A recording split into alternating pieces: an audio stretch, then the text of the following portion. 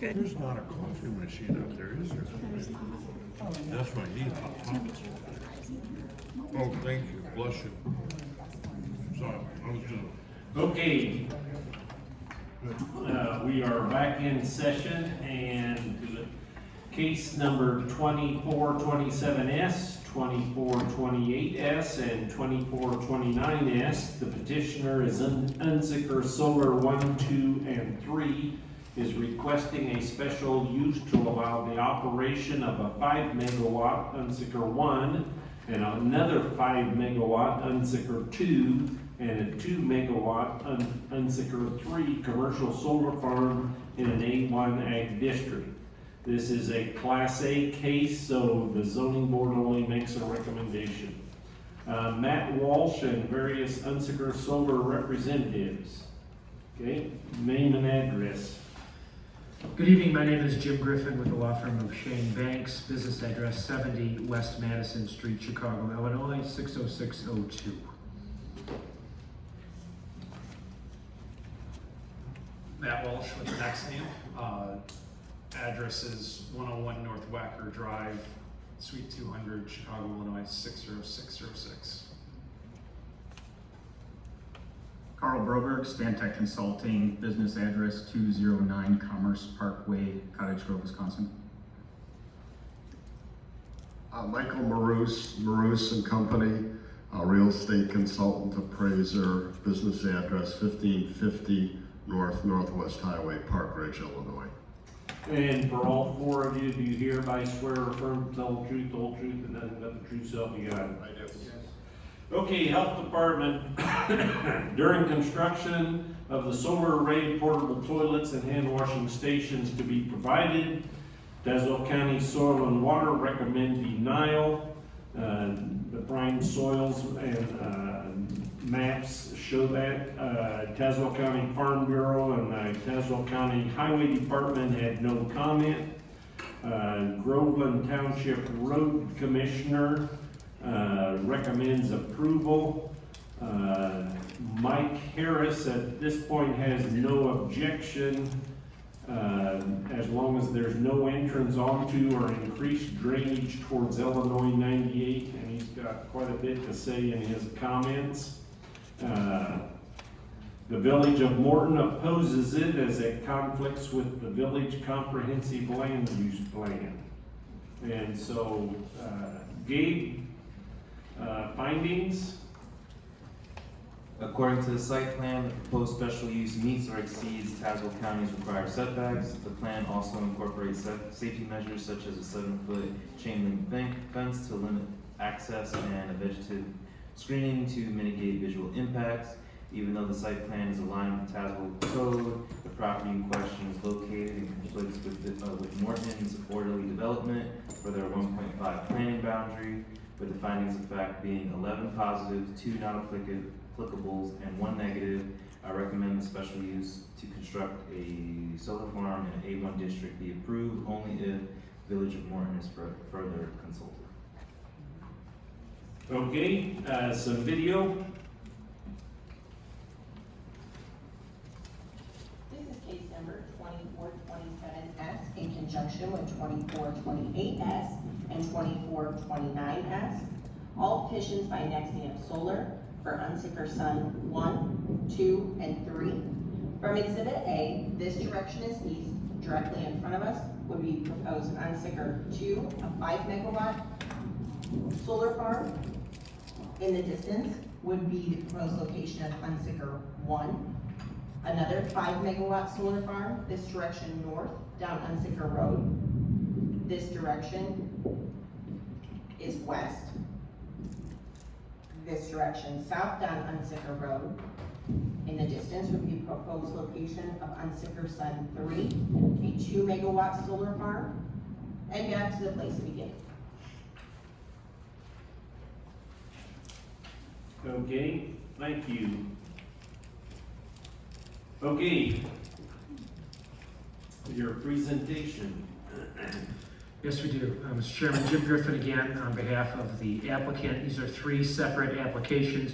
We do appreciate you consolidating them into a single hearing. I think that will save a significant amount of time. Let me just introduce the team we have here. First is Matt Walsh, he's with Nexamp. He's the lead developer for the project. We have Carl Broberg, he is the project engineer. And then we have Mike Maroos, he's a property valuation expert. All three of them will be testifying. Matt, why don't you lead us off with the presentation? Thank you.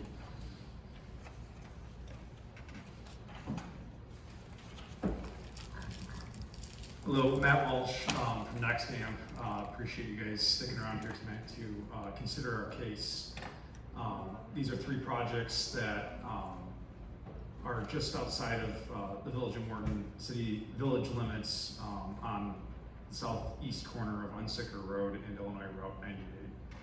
Next slide, please. We can skip the objectives. I'll just give a brief overview of Nexamp. So, Nexamp was founded by two Army captains in 2007, came back from tours of duty, and they felt like there's a lot of conflict over natural resources. Their experience was in the Middle East, a lot of oil conflict, and they got involved in renewable energy. Initially started out doing small projects in the Northeast, but quickly grew to the point where we have over 475 employees today. Voted the #1 community solar developer in the country, and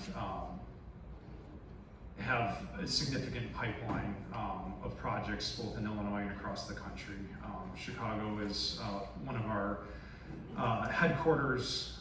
We recently made an announcement with Governor Pritzker. We're going to be bringing 3,000 jobs to the state of Illinois, deploying over $2 billion of capital right here in the state of Illinois. And in addition to that, we've made commitments to using made in the US products. So our modules come from a factory in Minnesota, and our racking and steel all comes from locations here in the US. Next slide, please. So one unique thing about Nexamp is we are a vertically integrated developer. Many developers, including some in this room, sell their projects to us. We own, operate, manage them, we develop them, we build them. So we are the full life cycle, one point of contact. Nexamp is involved with the project from the very beginning until the decommissioning. So one company, one-stop shop. Next slide, please. Our experience in Illinois, we really started to grow here in the Midwest in 2018. Our Chicago office now has over 80 employees. We're currently building or operating 20 plus projects with 30 more that are in development right now. Our assets have over 5,000 subscribers, which Nexamp manages. We do most of our work in-house, so our customers that are subscribed to the project, they're working directly with Nexamp. Our pipeline in Illinois, I think to get to some of the questions about substation capacity, I think the real question is how much runway is there here in Illinois? Not a lot. With the projects that you're seeing here now, particularly these three, these are probably the last three that we built around Morton. That substation is going to be tapped out. Tazewell County, you've seen a bunch of projects already. Tazewell County is essentially going to be tapped out pretty shortly. So there's a big rush when we see new markets. There was a big rush at the beginning of 2017, market kind of died, and now there's a big rush again, but it's going to be slowing down significantly over the course of the next 2 years. But with that, Nexamp has a significant footprint, both developed organically and by acquiring projects from early stage developers that get the permits and then look to a long-term owner to build them and operate them. Next slide, please.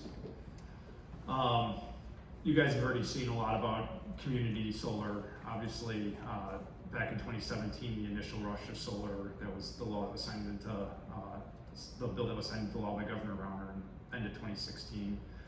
And then again, the law was built upon by Governor Pritzker in September of 21 that kind of renewed the solar push that we're currently going through right now. Next slide, please. I think some of our other colleagues in the solar industry have given you guys a good education on what is community solar. So unless there's questions, I'd like to skip that slide. Again, some of the details are similar to other projects. There's an equipment pad at the center of the project. We have pollinators that are planted under the solar panels. And I believe you're pretty familiar with solar modules now. One small difference between this project and this photo is last time we were before this board, we heard that farm fences were not preferred, and we have made the intentional substitution for chain link around these projects. Going back to some of the questions about the monitoring, we do have a camera that'll be located at each project site that gives us visual on the project, in addition to the data acquisition system that's integrated into the system that does provide real-time data back to our Massachusetts data center. When there is an issue, we can dispatch local members of our team to, depending on what the issue is, address the concern. And then of course the posts and racking that the solar panels sit on. With this being 3 projects, some of my colleagues here have already touched on the significant tax impacts, but I think what's unique about this is we're getting 3 projects on the same site, as opposed to having a bunch of small projects scattered all out throughout the community. With that kind of concentration comes a lot of tax revenue being generated from a small footprint. The big thing to highlight is Morton School District Unit 709, over the course of 40 years is predicted between these 3 small projects to accumulate over $1.3 million in tax revenue, with an aggregate amount between all taxing bodies at $1.7 million. Next slide, please. We have done a significant amount of homework on this site. We've coordinated with the landowner. We have executed site control. We've completed topographic survey, boundary surveys. We've completed utility studies with Ameren. We coordinated with the Illinois State Historic Preservation Office, completed our endangered species research, including clearance from the IDNR. We completed wetland delineation. There's no wetlands on the site. We have determination of no hazard from the FAA. We've completed our AMA drain tile studies on site, including proposed mitigation plans, and we've had some really great discussions with Mike Rosenthal of the Groveland Township. He has a really good team of a civil engineering firm and a law firm that is working together and working with us to make sure that Unsicker Road is protected. We don't have the intention of building a new road to Route 98, as was mentioned in the Illinois Department of Transportation's comments that they were concerned about.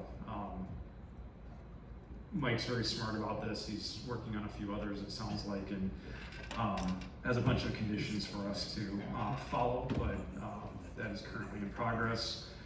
In addition to coordinating with Groveland Township, we have met with the Village of Morton. We understand the letter that they sent opposing these projects, and we had a good informative discussion.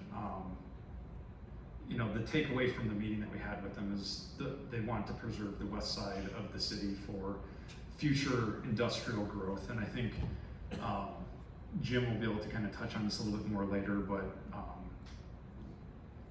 I think their long-term ambitions will be protected with this project,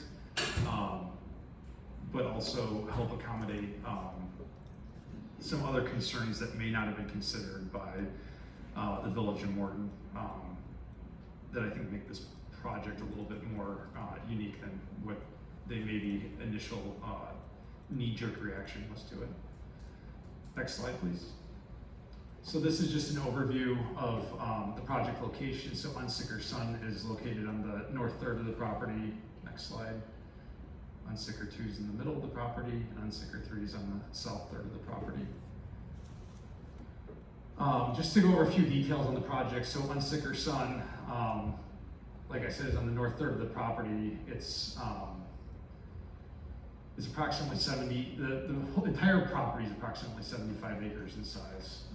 This project will occupy approximately 20 acres within its proposed fence around the perimeter, and the project expectancy is 30 to 40 years.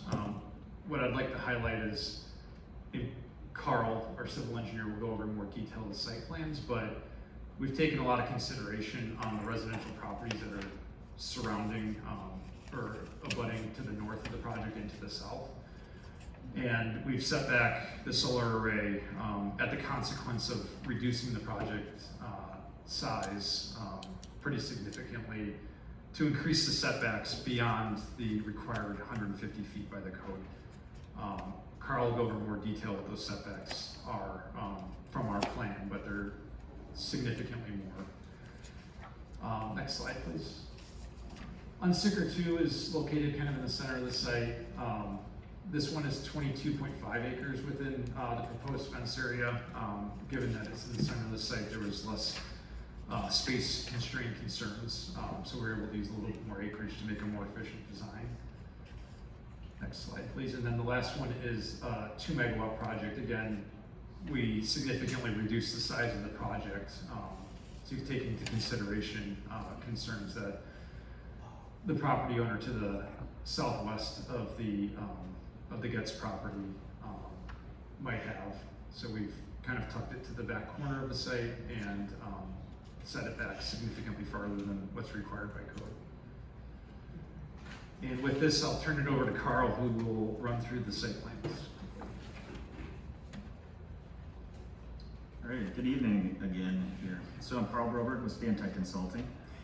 So as I think we can tell with what Matt has been saying here is that we take thoughtful consideration when we begin the layout for these plants. So I just want to bring it to light right now is that we believe we've presented a fully ordinance and statute compliant site where we take into account the topography, the stormwater constraints, and we perform studies ahead of time to confirm that we don't have any ecological or otherwise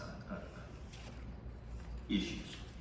So, as Matt stated, in our considerations, we reduce setbacks. We consider where our laydown yards will go, our inverters will go, interconnection goes, and whatnot. But one of the things that we've heard quite a bit tonight, and I'll get into the individual sites here in a moment, is a discussion over NPDES, or the National Pollution Elimination Discharge System. So NPDES requires that if we want to pull a permit or remove the permit from the site, that we have to file a notice of termination on that site. To have your notice of termination, you have to have vegetative cover.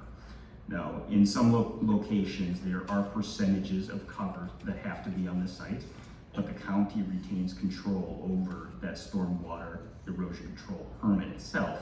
NPDES, although it is granted by the federal government, it's administered under a general stormwater permit by the state. So they hand down some of that authority to the county as well. So overall, I want to address that we will have cover crops on the site.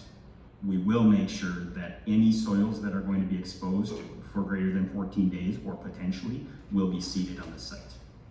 When it comes to vegetation management, at the end of the project, there will be different seeds that are applied to the site, right? Like you've heard before, there'll be fast growing cover crops to establish seeding. Then there'll be the pollinator mix that goes onto the site, and it'll overgrow or remove the other items later. I'm not an expert on seeds, but we can definitely consult our seeding expert or vegetation management contractor for that. Thank you. All right, so Unsicker Sun 1, or Unsicker 1, situated on the north side of the site closest to Illinois 98. I did hear one item was that the road commissioner said we can't increase any flow towards Illinois 98. Not gonna happen. The site flows generally to the southwest. The southeast corner of the site does flow off a little bit to the southeast as well. So there's a slight split in the watershed down on the south side of the site, but we won't have any issues with stormwater along the highway.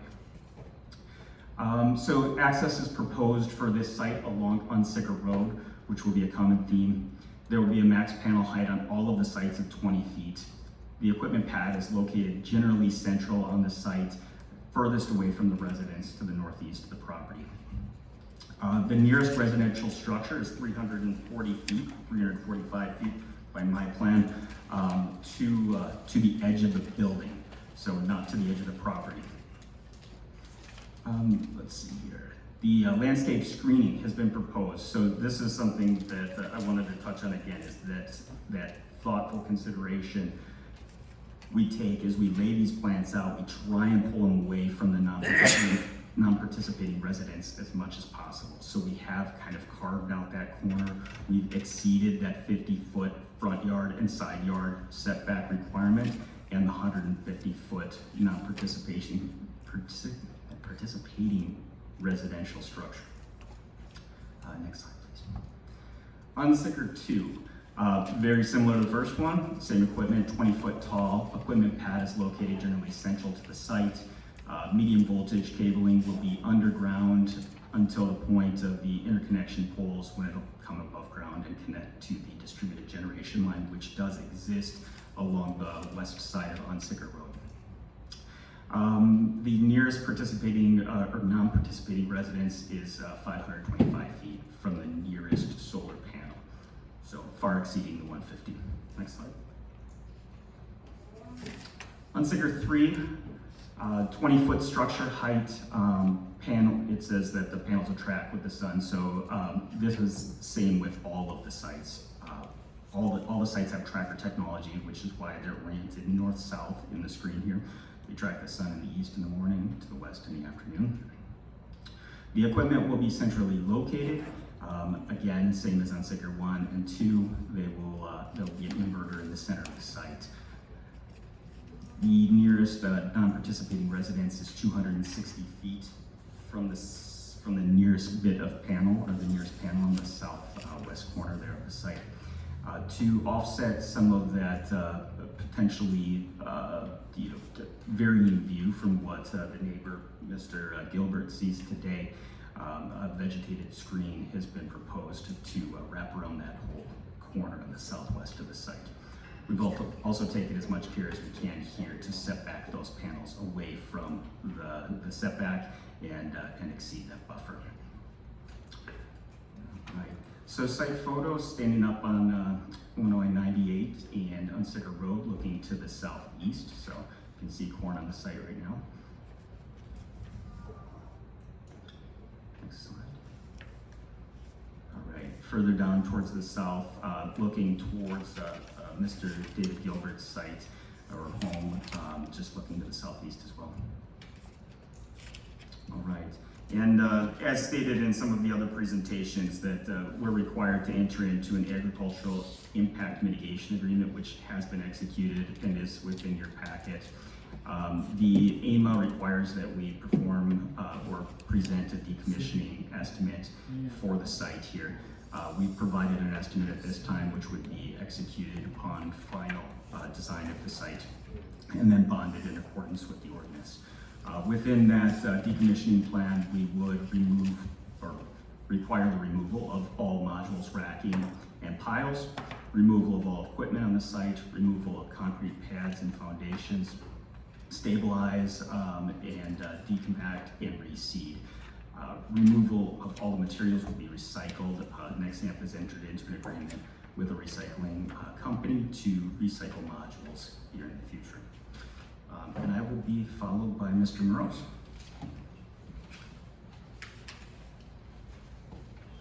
Good evening. I'll try and be quick. My name is Michael Maruse, president of Maruse and Company. I'm an Illinois certified general appraiser, as I am in about 6 or 7 other states. I hold the MAI designation. How do I know this area? I was married in Fulton County. I was hired by Morton Township to appraise the Caterpillar Worldwide Distribution Center in Morton. I was hired by the township to appraise 5 hotels in Morton and 3 industrial buildings. I was hired by the school districts to appraise 2 major properties in Pekin and also Washington. And I've also done a lot of work in Peoria, the whole East Peoria redevelopment project anchored by Walmart, Costco. We appraised that for Peoria County. So that being said, I've looked at over 50 solar projects from Arizona, the Dakotas to New York State, but the majority in the Midwest of sizes, generally from 3 megawatts to as large as 950 megawatts. In each situation, we look at the proposed plan, which we did here. I toured the project. We did research in regard to land values, housing values. I toured comparable sales in the area. I viewed the industrial development. This area is blessed by proximity to I-55 or 155, I mean, and 74, not too far from 55. So it's obviously had significant development over the last 30 to 40 years. But there are thousands of acres remaining when you go west and south and also east for industrial, commercial development, hotel market, retail. In my experience with looking at this stuff heavily throughout the Midwest, and the U.S. is a market in trouble. That being said, when we look at these projects, we look at setbacks, and the new norm is 200 feet plus with proper screening. This, the 4 houses most impacted, the average distance is about 450 feet. So that's met. You got a quality developer. You obviously have a quality ordinance. The area has stable economics. You've seen the real estate taxes, which are a significant benefit. Clearly, there's a concern with the path of development, but there's again thousands and thousands of additional acres in this market for redevelopment.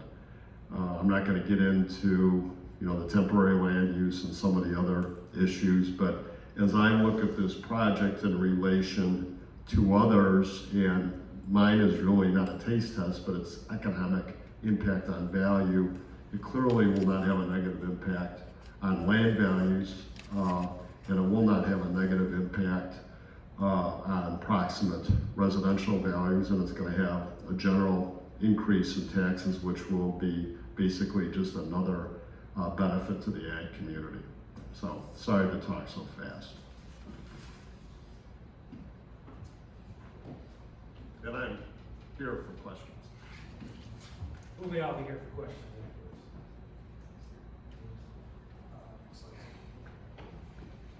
afterwards. Next slide, please. One of the somewhat unique aspects of the county's solar ordinance is that it adopted the LaSalle factors as an express part of its ordinance. And I was here when that debate occurred at the county board level, and it was decided to incorporate those factors into the solar ordinance. And this project clearly meets all of those LaSalle factors. First of all, this project is compatible with all of the surrounding zoning districts and uses. You have a mixture of industrial, commercial, residential, and agricultural uses. In agricultural and industrial zoned areas, solar energy projects are permitted under the Tazewell zoning ordinance. In addition, in the village of Morton, solar projects are also permitted as a special use in their industrial district. So this project does meet the first standard, the most important standard, in that it is compatible with the surrounding land uses in the surrounding zoning districts. The other standards relate to impacts on values and health, safety, welfare of surrounding properties. As Mr. Maroos just testified, he's done extensive studies of solar energy projects in a variety of jurisdictions and has concluded over and over again, as he does here, that this project will not have a negative impact on surrounding property values, either residential, agricultural, or any other types of use. Solar energy projects are inherently good neighbors because they're quiet. They do not generate significant traffic. They do not generate odors. They do not generate vibrations, or any other types of impacts that can have a negative effect on surrounding properties. That being the case, they do not disrupt the general health, safety, and welfare of the community. So it meets those LaSalle factors. If you can go on to the next slide. As far as the relative gain versus approving this project or not approving this project, which is covered by the LaSalle factors, as we presented earlier to you, there are significant benefits to the community in having solar energy projects. There are economic benefits, there are environmental benefits. What are the detriments? There really are none. There are no detriments to solar energy projects because they are good neighbors, they are quiet, and they do not disrupt the uses of neighboring properties. So there really is no benefit to the community in denying a solar energy project on this site. Additionally, the suitability of the property for the zone purpose. You have, under your zoning ordinance, solar energy projects are permitted in the agricultural zoning district. That is also required by the Illinois state siting law. So this project is consistent with the zone purpose of the parcel. And finally, the last factor is really not valid here. This property is not vacant. It is being used currently for agriculture and crop growing. However, one of the many benefits, and I'm sure I'll get into this later, of a solar energy project was touched upon in your earlier solar presentations, is it's not a permanent use. So it's a transitional use potentially. And so if this area around Morton develops industrially or residentially or remains agricultural, this project is compatible with all those uses. And not being permanent, it can be converted later on to whatever the prevailing trend of development is. So all of the LaSalle factors are met, and this is another reason we're going to be asking for the board to recommend approval. Thank you. Next slide, please. Okay. That terminates our presentation. All of us are available to answer any questions that you might have. I do want to request that the landowner's letter that was submitted be read into the record. I could either do that myself, if that's appropriate, or Jackie, you could do that, however you prefer.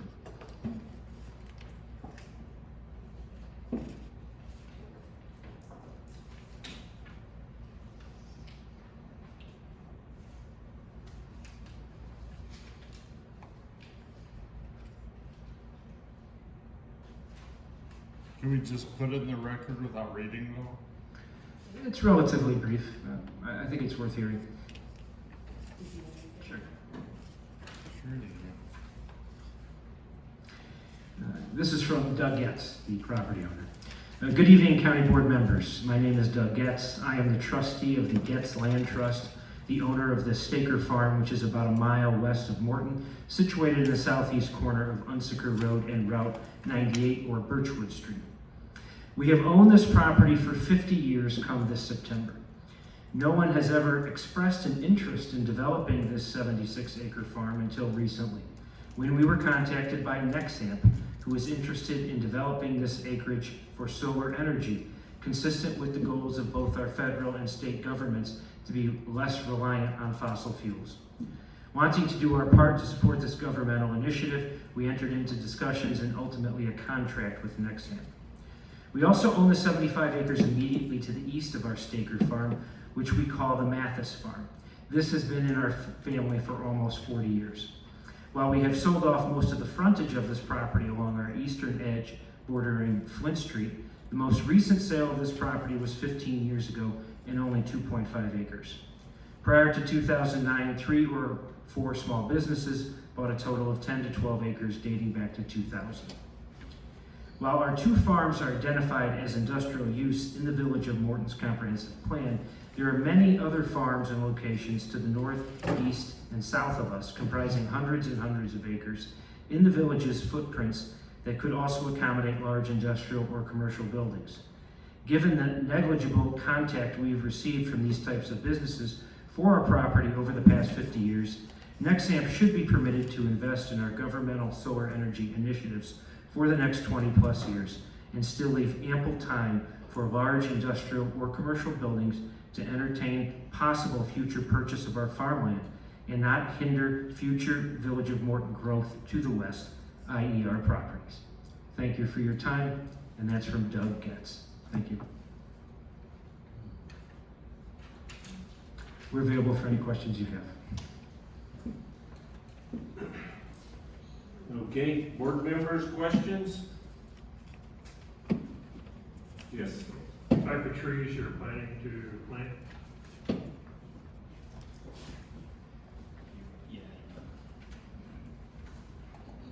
Yeah, the tree species is something that we'd be willing to work with the Sonoma Conservation District or staff, but at this point, our general direction is the 6 to 8 foot evergreens, whether that's eastern red cedar or something else, something of that nature. Okay, and then,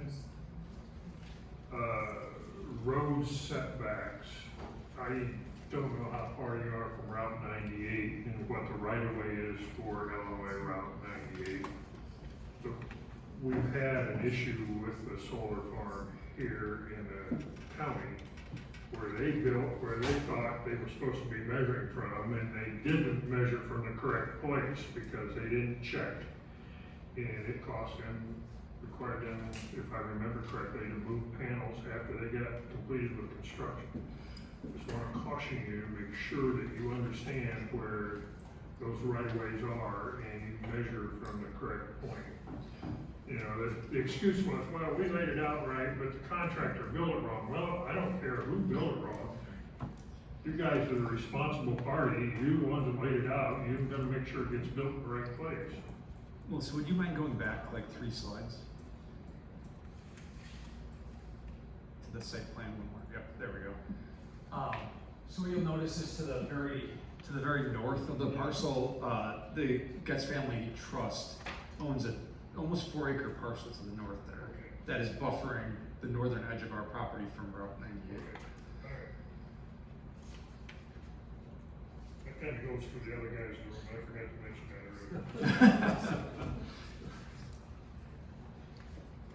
earlier. Okay, I've got a question for the attorney, and maybe I misunderstood it, but I got the impression in your presentation here toward the end that your discussion with the Village of Morton, they're okay, but the letter that we've got in our packet is significantly different than what you indicated. Yes, no, I didn't state any position by the Village of Morton. What I did want to state was that section 10.4.16F of the Village of Morton zoning ordinance provides that ground-mounted solar energy systems that are the primary use of the lot designed for providing energy to off-site users or export to the wholesale market require a special use and shall be permitted with such special use only in the I-2 district. So I wanted to point that out. I know Morton had issued an objection saying this property is planned for industrial use, but under the Morton zoning ordinance, one of the uses allowed in their industrial district is commercial solar.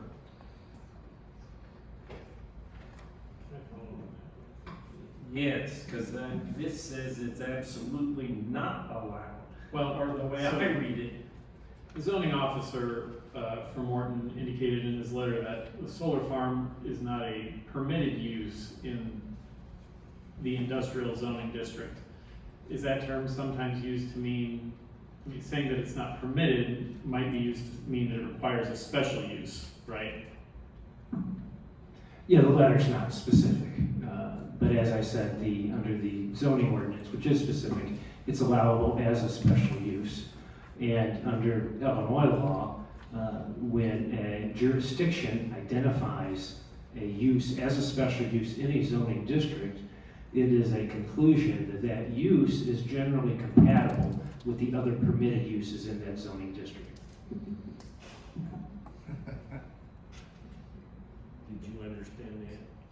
Yeah, why are double talk? Can you explain it to us? Sure. So I mean, so first of all, regarding the, and this is based on research I've done here in the last 20 minutes on my phone, so I'm doing the best I can here. But the Morton plan appears to have this area zoned I2, and I believe, I didn't know the section number, but I did in their ordinance find something similar to what the gentleman was referring to, in that solar farms, commercial solar farms appear to be allowed with a special use in the I2 district under Morton's code, as far as I can tell sitting here. So my explanation for why this letter might say that it's not permitted is that sometimes zoning folks, when they say permitted, that means specifically a use that you can Walk in and get a walk permit. in. Right, you don't need a special use for it. Okay. So that might be an explanation for why they seem to be saying two different things. Okay, board members, other questions? Land use? I may have missed it, but why 1, 2, and 3 when it's all on the same track? So the way the Illinois interconnection requirements, Part 466 of the municipal, or the state code, requires distribution connected projects cannot exceed 5 megawatts. It'd been much easier for us just to propose one 15 megawatt project, but once we accounted for all the setbacks that we thought were appropriate for each neighbor, and the requirement to keep each project below 5 megawatts, we landed at 3 separate projects.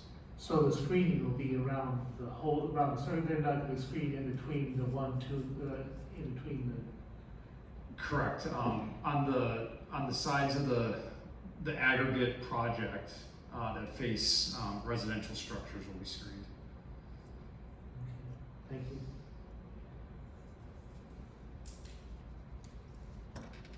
Other questions?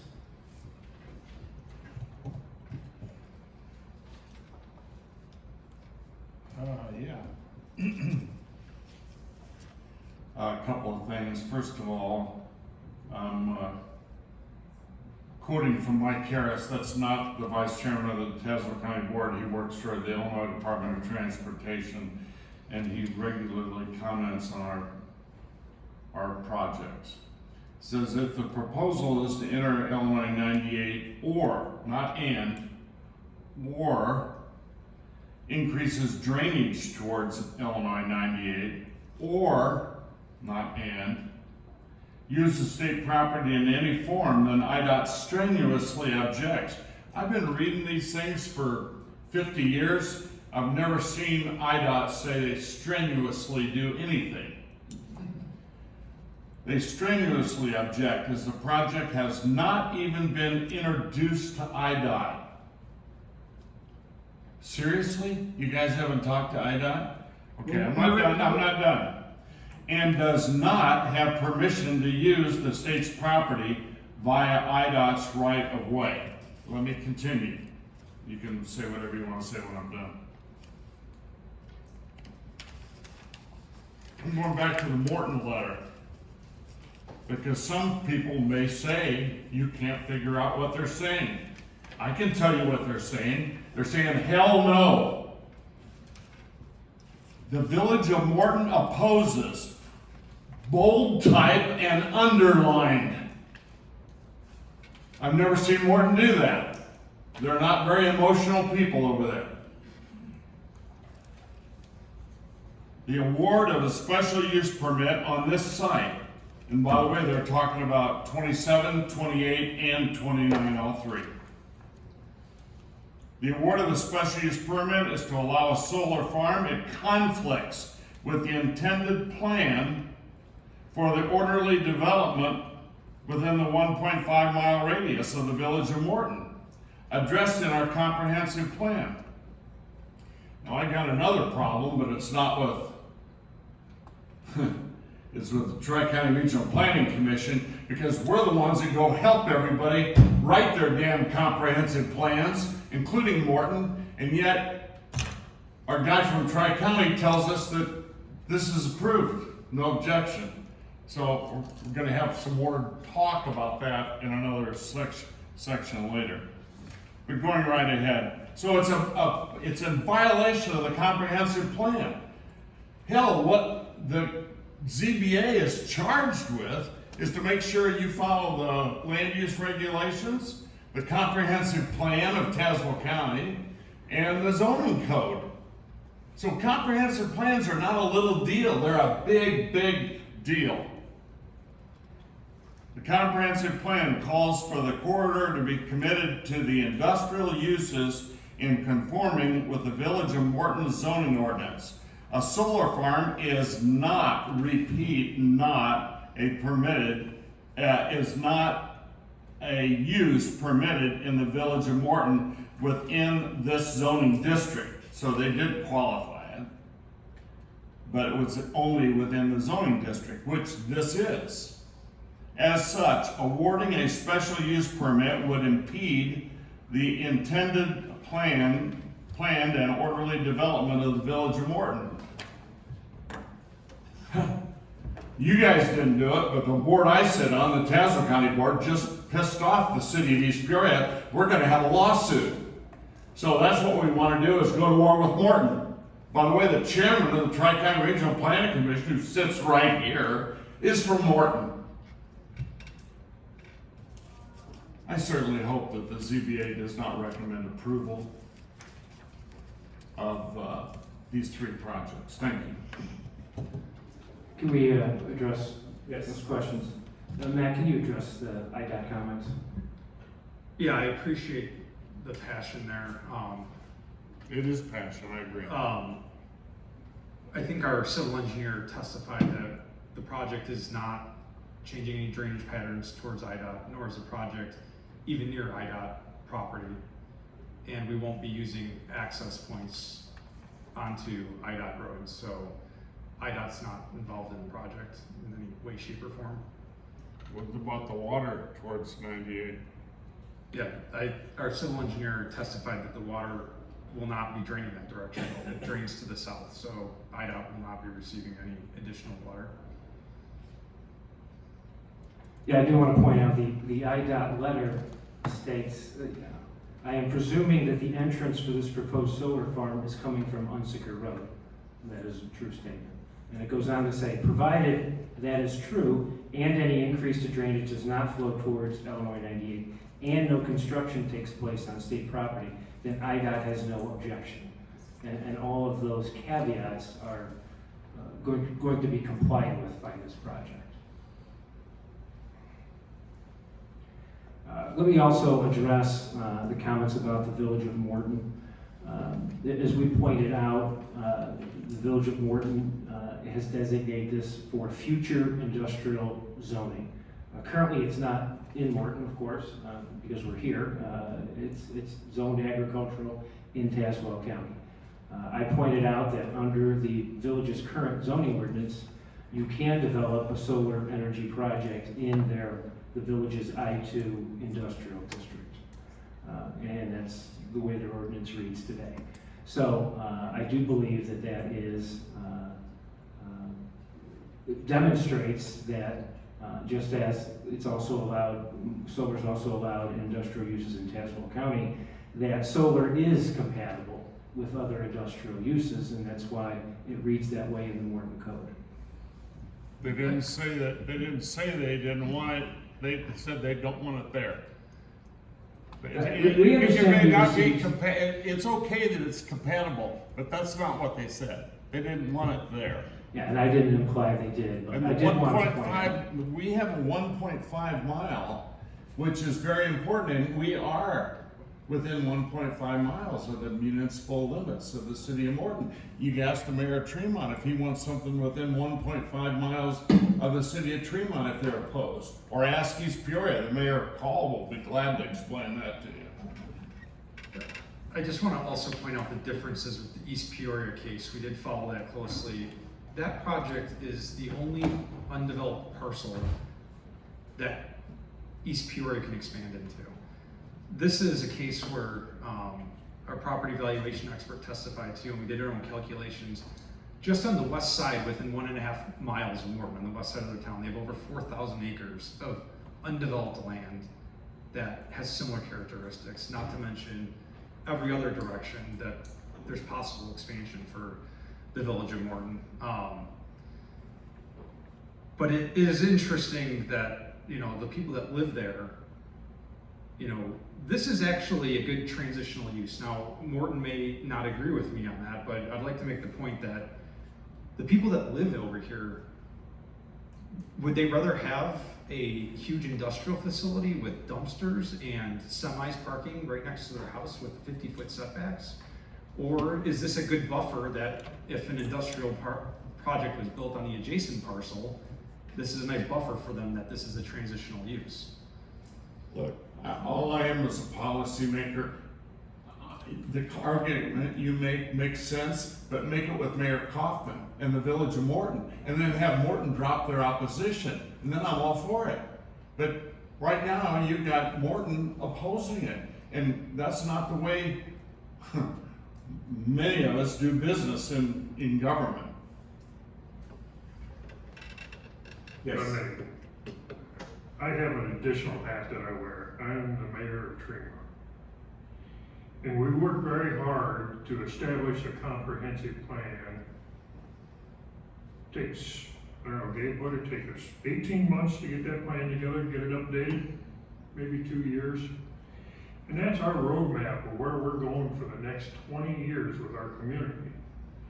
Morton does the same thing.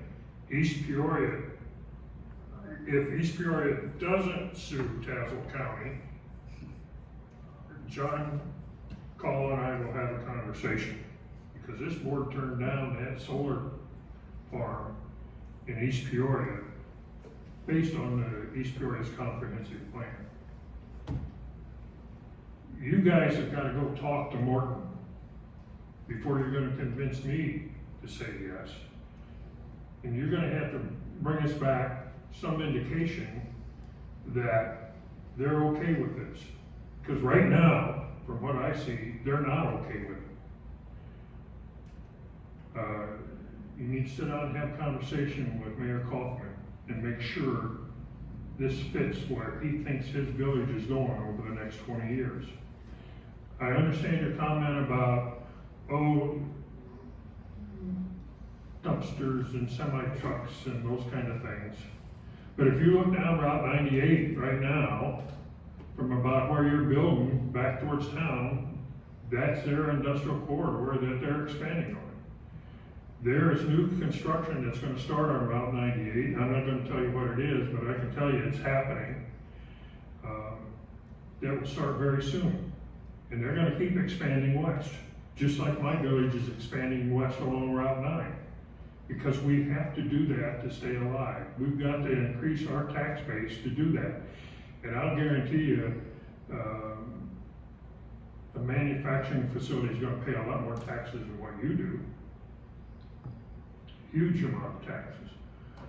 I won't tell you what I'm putting in Tremont, but it's going to generate $65,000 a year for my school from year one. And that's big for a little town of 2,000 people. You've got to understand that the comprehensive plans are there for us to guide our community. If I keep hearing you say I-2, but maybe they don't want to do that in I-2. Maybe they want it I-1. Then you could run into a big conflict. Go back and talk to Morton and have them give you a nod and bring that back to us before you get my vote.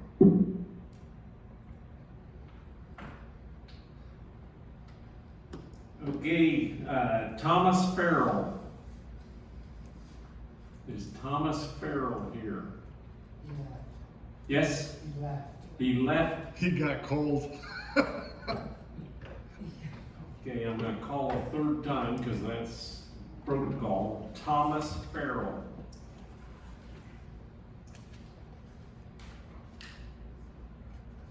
Okay? Board members, land use, last opportunity for questions.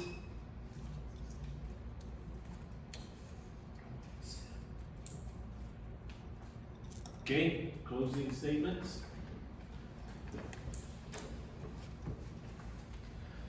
Thank you, members of the board, county board members that are here. We believe this project does meet all the standards under the Tazewell County zoning ordinance. It meets all the requirements under the Illinois state siting law. It meets the LaSalle factors that are part of the solar ordinance. So on that basis, we would ask for your recommendation of approval. We do believe that the solar project is compatible with all of the surrounding uses in this fairly unique area, where I mentioned you have residential, you have industrial, commercial, and you have agricultural, all within close proximity to each other. This solar use is compatible with all of those. You can put it next to residential. At the same time, you can build an industrial facility next to it, and it has no impact on the solar project. And you can continue to grow crops on surrounding land, as our landowner intends to do. So it is compatible, and it's fairly unique use in that way that it's compatible with all of those surrounding uses. Now, you heard two different objections, at least stated on the record here. One was from the Soil and Water Conservation District. They wanted to preserve this property for agricultural use. You then heard the objection from Morton. Morton wants to preserve this property for industrial use. Those are obviously conflicting reasons for objecting to this project, and I think that's based in part on this transitional area that this project is proposed for. But keep in mind, this is not a permanent use of the land. So if industrial development continues to the west of Morton over the next 20 or 30 years, in the future, even with this project approved, that land remains available in the future for ultimately industrial use. Additionally, as we showed you on the maps that were in the presentation, there are thousands of acres available for industrial use. So I don't think it is fair to say that to our landowners someday, maybe in 5 years, maybe in 50 years, maybe in 100 years, maybe never, your parcel might be developed for industrial use. So in the meantime, we don't want any other potential uses of this property approved. I do think that does take away from a landowner's property rights. This is a temporary use, it's a long-term use, but eventually this use will be removed from the property. It's required by law, and it can be utilized for something else. And I think in this area, this is an appropriate use at the present time, especially considering, as the landowner letter stated, the landowner has had absolutely no interest in the 50 years that they've owned this property for any other development. And there's no indication that they're going to see interest in the next 5 or 10 or 20 years. So we believe this is compatible use. It does meet all the requirements and criteria of your zoning ordinance. It does respect the property rights of our property owner while providing a transitional use to whatever may be developed in 10 or 20 or 30 years in the vicinity of this project. So for that reason, we would ask for the board's recommendation of approval. Thank you.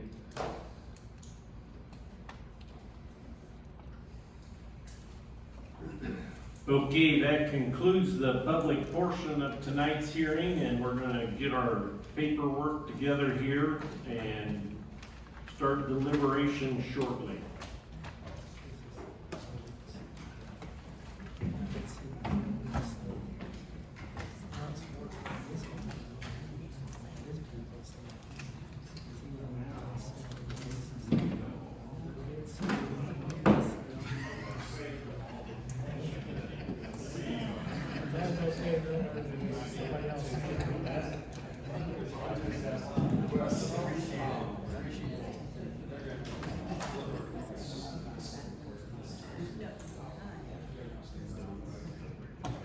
Well, you did a good job. So, are you guys staying? Are you gonna stay for the deliberation? No.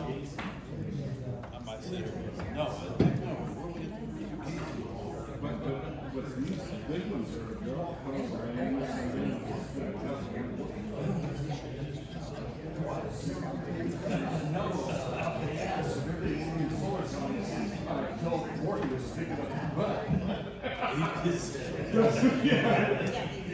Sid and I have been in the same relationship for years.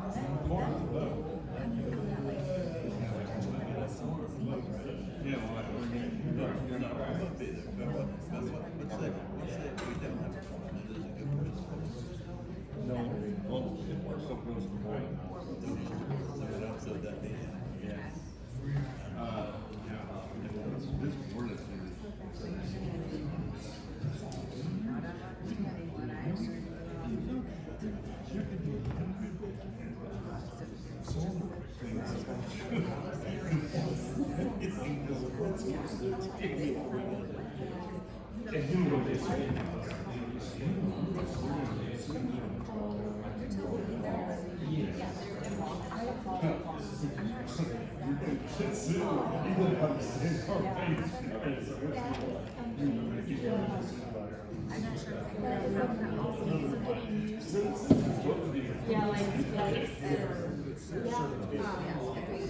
so yeah, things are the way he couldn't. And then,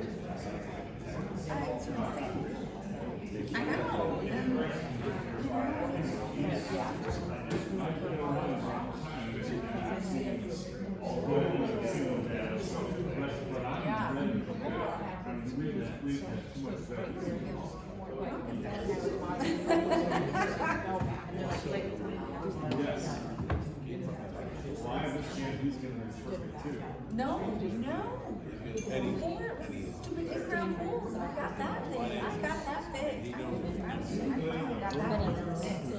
yeah, and then he walked back. And he literally was, it was down here. So and he walked that, and so before I walked back. Oh my gosh. Oh my gosh, when we walked this way and. Well, that's a tremendous one. I know who's well.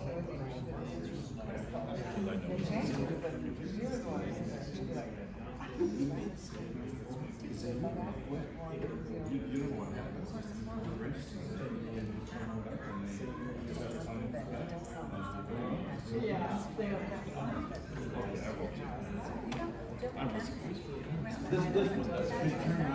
Thank you for the heat, Melissa. Thank you for the heat. Right, I tell you, I'm just falling out. no more ice cubes. Maybe it's because I'm getting old. Old bones. I mean, this is. That's right, I asked him to grab the heat.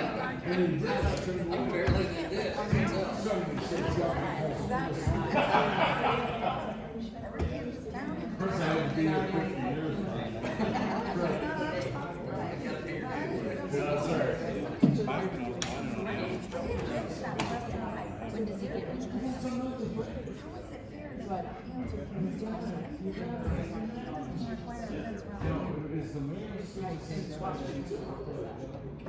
but as a county, you live on 30, 40 acres. You got a fence and a cover and a big gates. I mean, it's redundant. that's where I'm finding I don't understand. No, you don't have that. But if you're in that office, under that fence and a cover and all this good stuff, if you live in the south end, I don't know, it's in the there's not a sidewalk.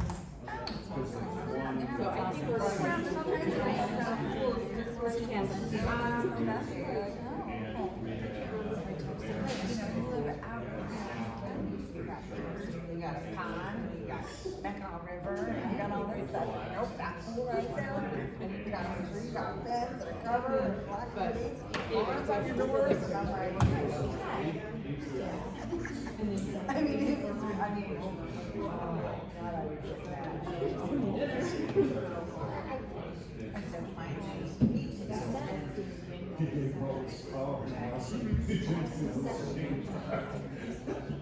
yeah. So did I. Yeah, I'll see what Crystal's working on. Because he does. I mean, I don't know. What is so, Yeah, you did. yeah. We can go as far as we can go, because we're up there.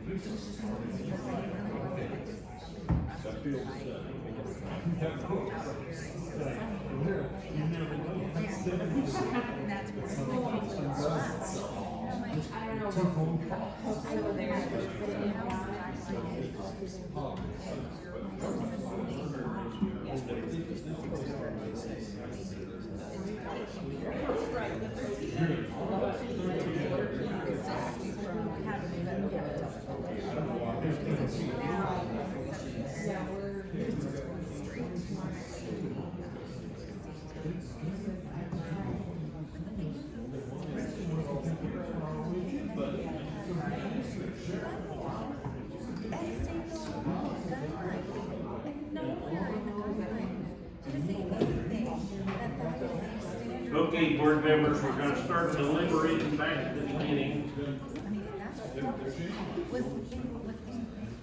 Our first case was 2423S, Jeff Duval, requesting a special use to allow the adaptive reuse of an existing structure, formerly the Groveland Grade School, to allow for a private commercial business, currently Vanilla Gorilla Security, to conduct tactical law enforcement and security classes and training within the existing structure located in an R1 low-density residential zoning district. Is there a motion to get this on the floor? So moved. I'll Okay, second. Baum moved and Coopy seconds. Okay, this is a special use. And we've got, Tri-County's finding the facts, but what's your thoughts and comments and? Could I clarify something I said Yes. at the last meeting? So, at the last meeting, I think I gave you all Turn some, the mic on. at the last meeting, I think I gave you all some bad advice because, as I said, I hadn't dealt with an adaptive reuse before and I wasn't aware of all the details. So, the thing that makes an adaptive reuse unique is that the underlying use that they're trying to implement is not something that's normally approved for this particular zoning district. So, I said the opposite of that, I think, last week. That's why they have to pursue the adaptive reuse, because unless they go that route, this type of use is not approved for, I think it's residential, right? So just wanted to correct myself. So are you saying, Counselor, that, I'm a little, so there's a right and a wrong answer in this one for the ZBA or not? No, I think he's saying his advice last month was not accurate. Yes, And he's correcting I understand himself that, tonight. but it doesn't necessarily affect how they vote on this case. Well, no, I would never attempt to infringe on the discretion of the ZBA to vote as they see fit. I just want to make sure that I'm clear on what the law is. Thank you, Counselor. You're very welcome. I should have known that's what you'd say. And so basically, the adaptive reuse is something totally different than what the original intent was. And with it being in a residential, doesn't necessarily district affect it. It's sort of like a giant loophole where if you have a building that's in a particular zoning class that the board thinks it's appropriate to do this kind of weird use in that doesn't usually fit in that zoning class, it lets you kind of shoehorn that in there where normally you wouldn't be able to. And I'm not sure the exact language in our code, but the general idea is you're doing this on a structure that hasn't been used for a while, it's been sitting vacant. Rather than have it continue to sit vacant, it's probably more appropriate to have this kind of incongruous use go in there. That's the thinking. Thank you. Okay, if I remember back at the beginning of the night, Seems so long ago. we still have the health department discussion of the bathrooms and the septic system. And so it would be, my suggestion would be that if approval is granted, it's subject to them working with the health department to either confirm that the septic field is acceptable or porta potties or some of it. Some other solution if it's not acceptable. Okay, so you made the motion and you seconded it. Do you agree to those conditions? Okay. And I was satisfied that the paint bullets that they use don't make a loud bang or noise. I don't know that you want to put it as a condition, but I also like the idea that they, if I understood them right, they did put a sign out by the parking lot that said, Training session. entrance to training, to police training or something like that. And they do too, I've seen it. Yeah, They do. and that kind of alerts the public that's why there's 10 cop cars there. I think we also should have a stipulation on there that's just to keep that creep that I keep talking about, no pyrotechnics can be used inside that building. Or Okay. outside that building. And you were the second, do you agree with that? Okay, Did you want that condition with regards to notification of any training activities to the public? I think the sign is probably good enough for that. Well, that's what I mean, but do you Yeah. want that as a condition? Yes, yeah, they're already doing it, and so, yeah. I'm glad the guy showed up. Yes, very informative, and obviously it's a service that the law enforcement industry needs. Yeah, I think it's a great thing. Nobody's happy. You don't want to tick off a Navy SEAL, or I forget what his credentials were. He even worked for the CIA. Yeah. I think one thing y'all discussed at the last meeting was restricting what they do outside. Okay, yes, that was my next thing, and basically, in testimony tonight, they said, we put all that on hold, or that's the way I interpreted it. And so, but the actual request is just for this vanilla gorilla security.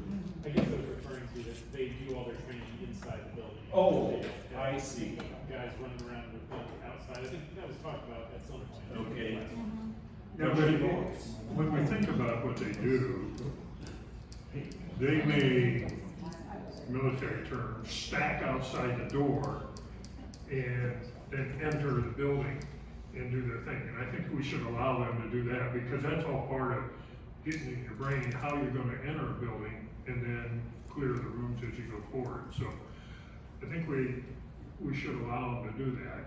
We may say no firing weapons, blank ammunition, paintball or whatever outside the building, but allow them that opportunity to train on how to enter a building.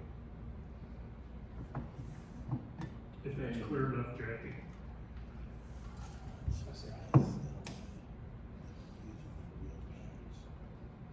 That those go, well, they manufacture and fit. And then you've got down there that they work with the health department. Okay. And I did talk with Melissa before she stepped out, and she said it's something that we can work through for the limited activities. It's just. It's not like they're using it every day. Right. Right. And then encourage, I don't know what the term I want to use.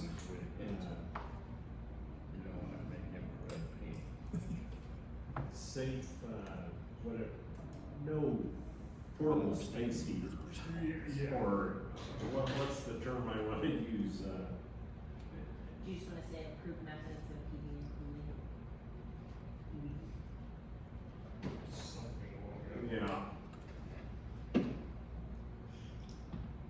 You know, they said it was around zero that day, well, I understand that. Yes.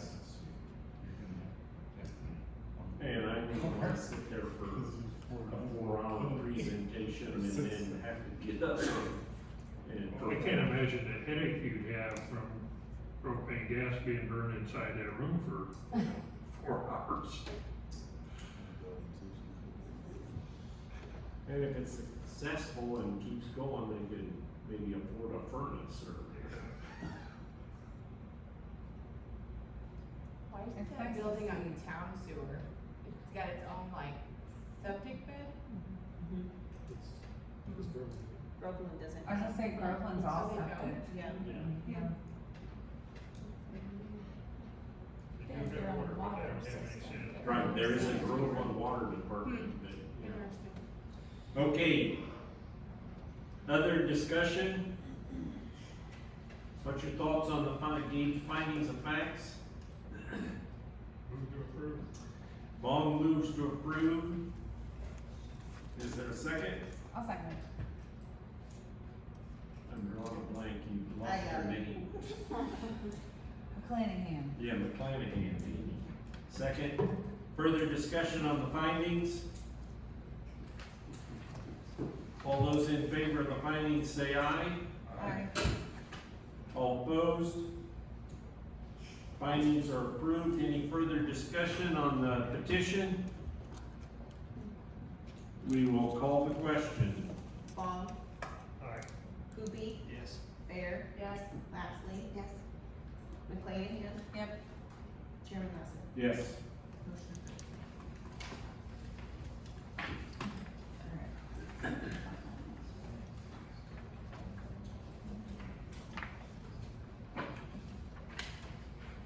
Okay, our second case is 2430-S.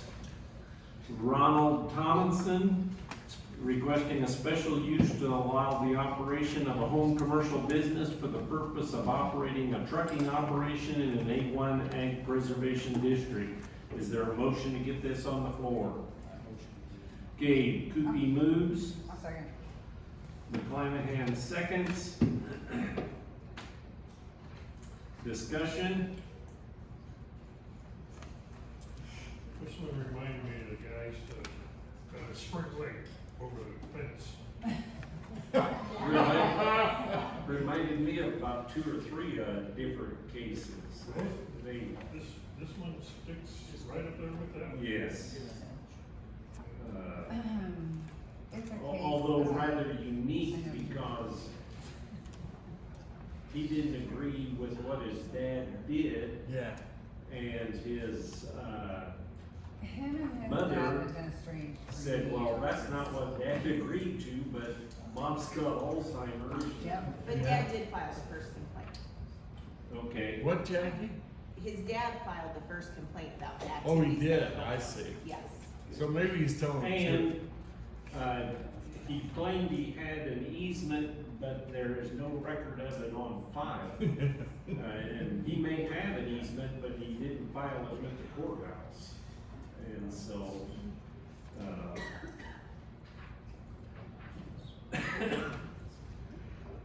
our question is this, you know, trucking operation, home commercial business, you know, and is a potential special use, so.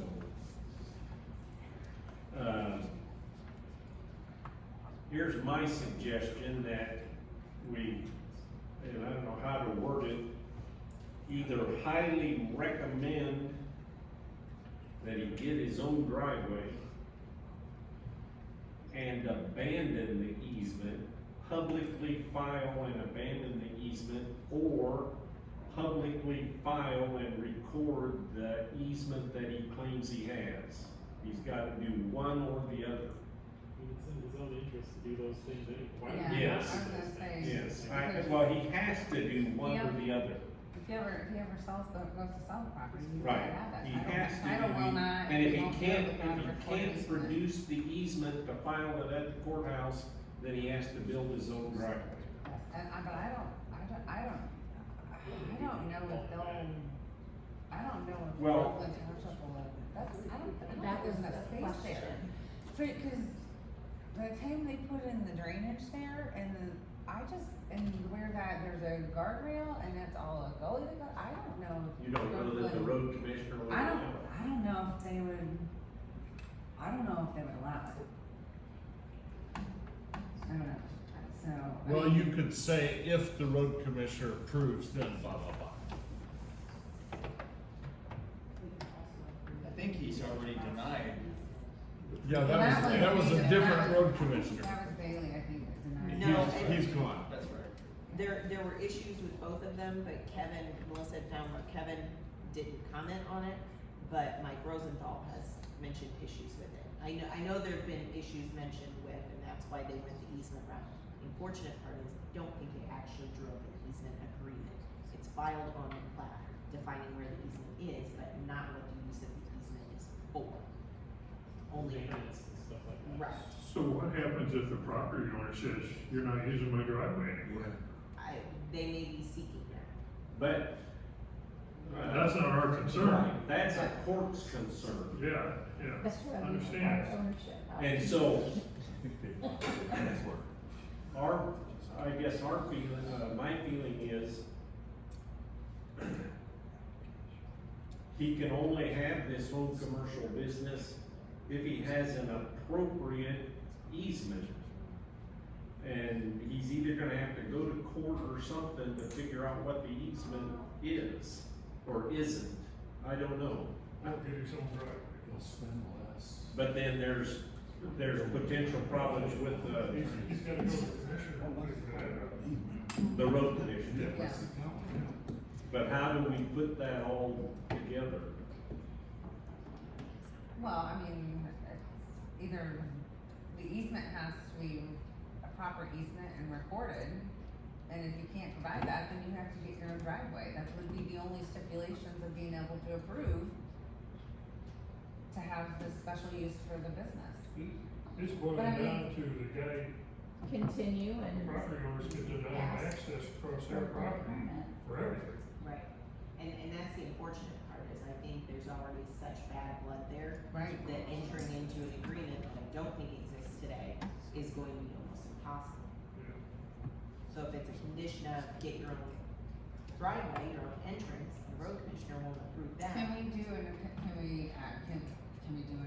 continuance until we Yeah. find out if there is, I mean, I think that's probably where we need to start, is there a legal easement Yeah, that, and that needs to be recorded before I before advise you approve anything, a and, commercial use of property across another's correct, property. yeah. I mean, I hate the situation all around, it's just, you gotta live, it's just, Thing is, won't he have to have two easement agreements? He has a residential, and then he also has a corporation running a business. If the property owner allows, he could incorporate both of them into a single easement agreement, or they could restrict it to, which we see all the time, residential use only, that would prohibit this type of use. Gotcha. I think that's what the dilemma is. There may be a piece of paper with an easement agreement, but it doesn't specify, what for, or why And if for, it's not notarized, and, my signature. if it's not notarized, it's Null and not, void. probably not legal. Could be on the Barn Act. Yeah. From And so, Yeah, from the same group of I think people. we're hearing advice to continue until we find out if there is even a legal easement. Yes. It's for, I mean, it's for everybody's safety. just Okay, because is there a it's not motion to continue till, And it's house, you know, either house. whether August? They wanna sell or the other one, they have to have that, so. Motion. I think Baum that- moves to continue to August. Is there a second? Fair. Fair seconds. Discussion. Bring us the proof. Yep. All those in favor of continuing till August, say aye. Aye. All opposed? Okay, and Jackie, you know what to tell them they gotta do? Okay.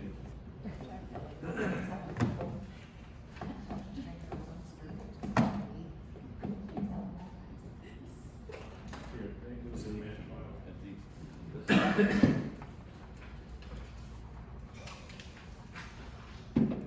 What's the chance of Tazewell County outlawing easements? That's been a headache in our Oh, it's zoning late, for it's late years. enough, Wayne. Huh? It's late enough, that's why we require ownership. You don't like it.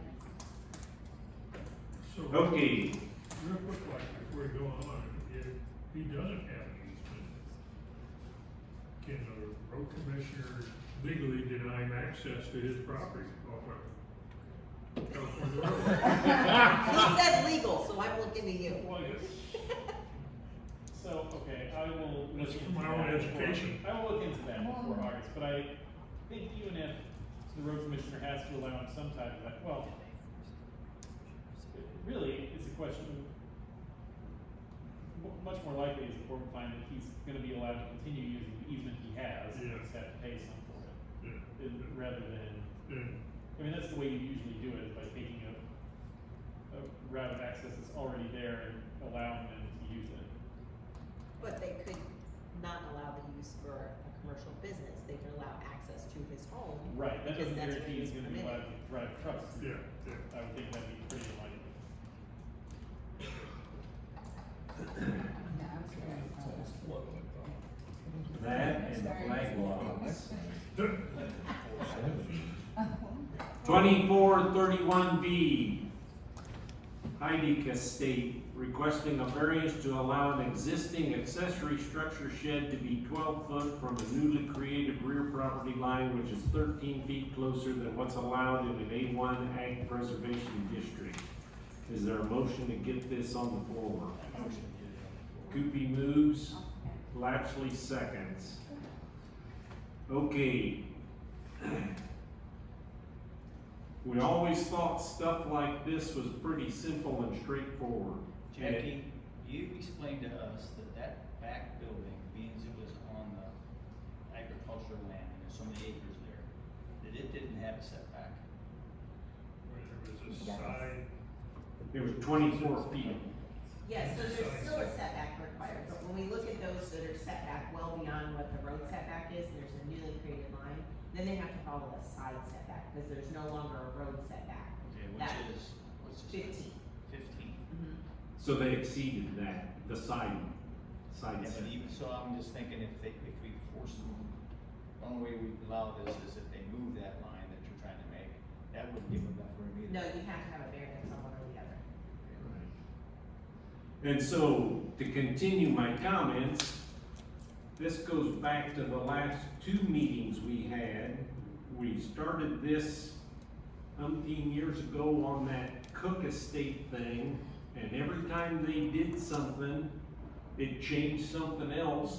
Yeah. And you said I didn't have the ability to deny them any further variances or special uses. But 40 years from now, somebody's gonna look back and say, Lesson was a jerk, he shouldn't have allowed any of that stuff to happen. Because now we got a corner of that, that's, rural residential and it's all cut up and there's umpteen variances on it.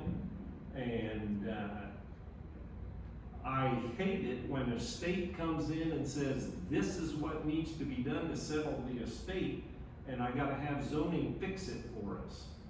And so, I have no problem with this one in particular, but we gotta be cautious. And what it cooks is That just kept snowballing and snowballing and snowballing. That got out of hand. And so, this is a variance, so there is no finding of facts. And I agree with Greg Sin's comment. Some of these people come in and say, well, this is what we need, but a variance has to show, what's the term I want to use? Hardship. And the hardship in this case is even if they move the line to be 25 foot back, then it creates a side property setback on the other building. What about including that building and making this? Or tear down the building. They already tore down the lean-to. Yeah. And so, and I'm not one for tearing down buildings. I need buildings to keep machinery in and stuff like that. And that's why they wanna keep that building with the farmland. Yes. Stays with that piece of property. Yes, and so, my point being is, we need to kind of be careful on some of these in the future, so.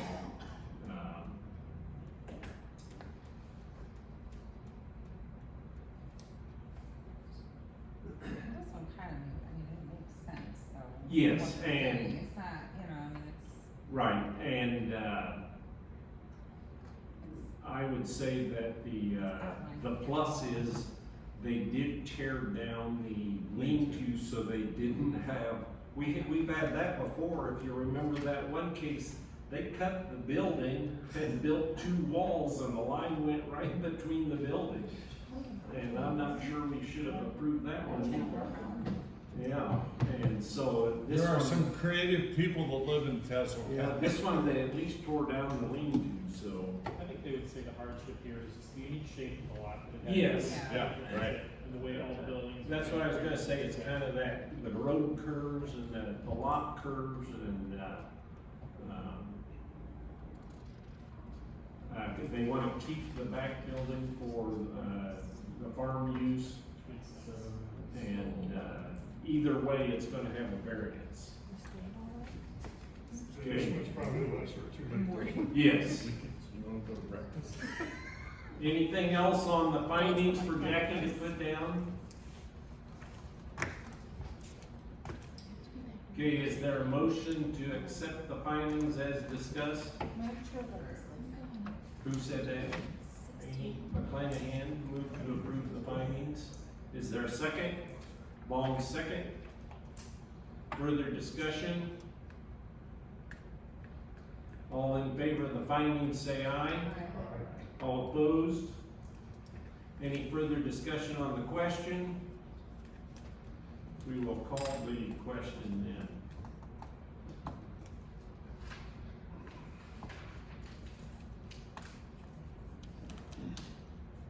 Kubi? Yes. Baird? Yes. Moxley? Yes. McClanahan? Yes. Paul? Yes. Chairman Russell? Yes. Motion approved.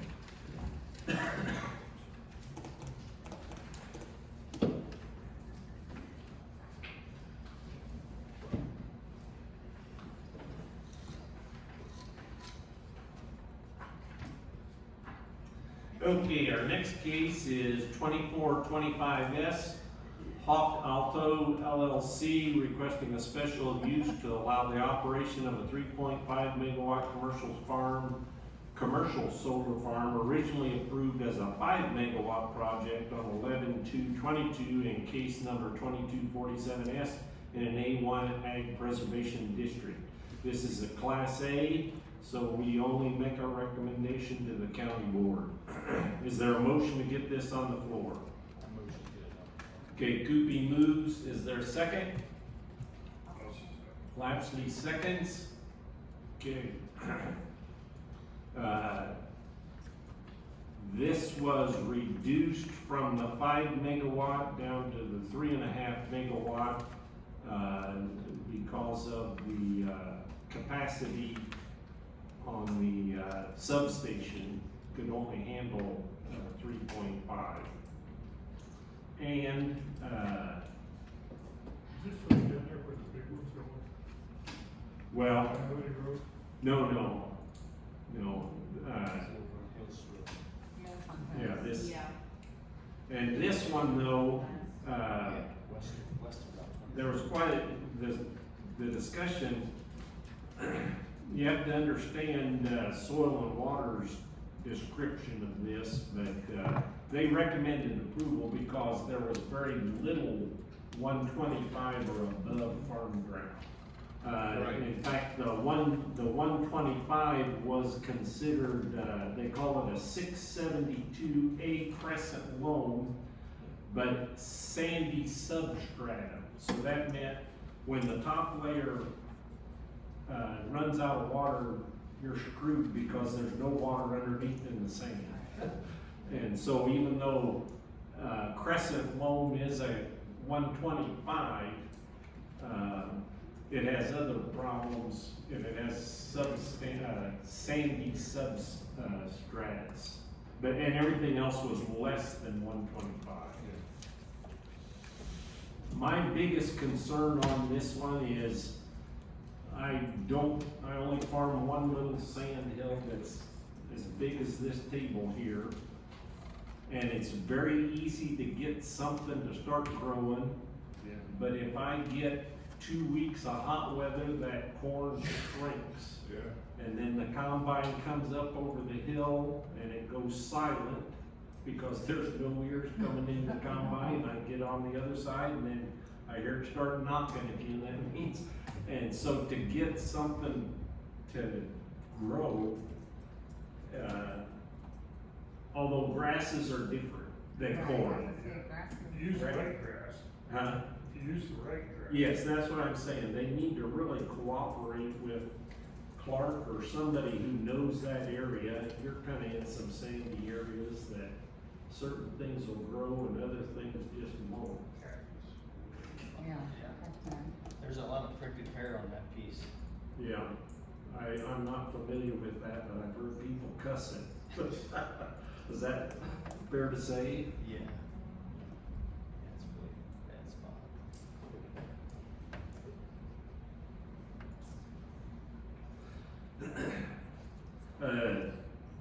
And so this is a unique piece where it actually meets the state code, our code, and the part of our code that's not in line with the state of not highly productive farm ground.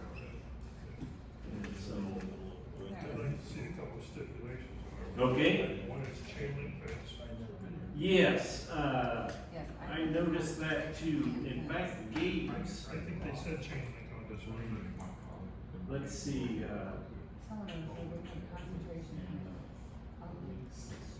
I know the second one, in their presentation, I made a note of that. They said agriculture fence, but then we had seen chain link fence somewhere else. All white vinyl fencing, that Okay. would be so much nicer. Chain link fence, Minimum 7 feet high, clear up. They have to have it 7 feet high. And that's with steel posts. and then we usually include the signage. Yes, so the common, conditions that you put on a fence style should be chain link with steel posts in accordance with height requirements. The facility owner shall ensure the vegetation growing within the perimeter of the facility and immediately outside of the perimeter. This perimeter fence identified by the agreement as part of the lease is properly and appropriately maintained. Maintenance should not be limited to mowing, trimming, chemical control, or the use of livestock as agreed to by the landowner. We would probably cross that out because that was this particular case. Emergency and non-emergency contact information shall be kept up to date with the Community Development Department and posted in a conspicuous manner at the main entrance to the facility and also visible from the public right of way. And, then we have put in there, the vegetative screening as approved. I think all the cases this evening that would be at your discretion were pretty specific about their vegetative screening. And then these were some, so those were the 4 standards that you were putting on everything. Right. I would like to see vegetative screening minimum 6 feet high at the time of planting. Yeah, we've got that. Yeah. It specifies that. I think it depends on the type of tree. Yeah. Do we want to put something in there about,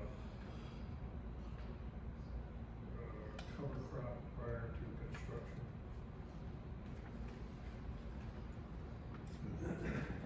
You know, I don't want to sit here and keep driving up the price, but especially this piece of property. Yeah. It can blow away, wash away, whatever. I think some of the other folks were certainly talking about doing that anyway. Right. As part of the Yeah. plan. And they got it incorporated in there, and I appreciate that, but on this piece of property, we need to look at that. Yeah, I think that's a good idea. Great location for it. I hope we made it a point with all of these guys that maintenance thing is very important. Yes. Cause I'm still disappointed in the Springfield Road one. They came in and Trees are mowed, dying. they finally mowed outside the fence, but the row of trees, they mowed a strip down one side and they mowed a strip down the other side, and the weeds are still 5 foot tall in between the trees. The It's trees so are ugly. dying. It's such an And eyesore. I'm like, At the Tremont site? The one on Springfield Road. yeah. And That one on Springfield Road,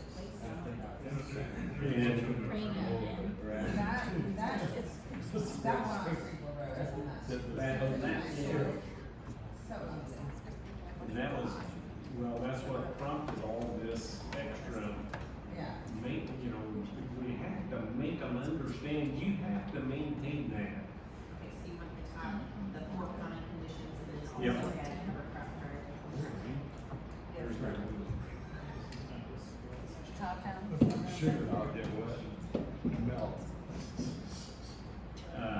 Okay, yes, cover crop prior to construction.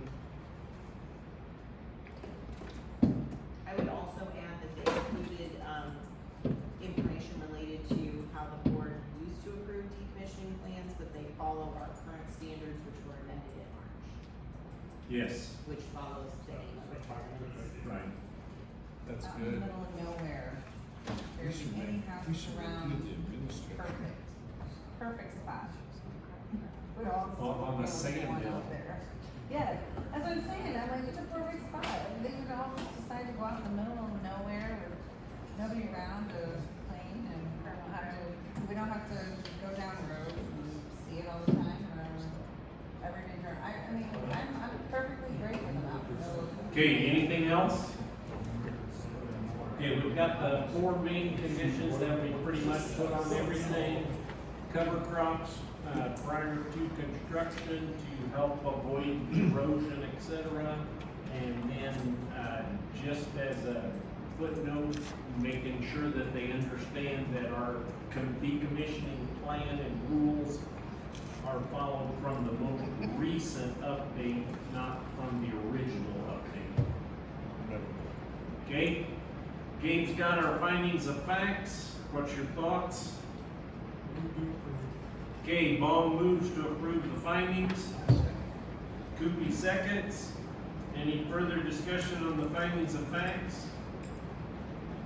All in favor of the findings say aye. Aye. All opposed? Okay, and we will call the question, and this is a recommendation to the county board.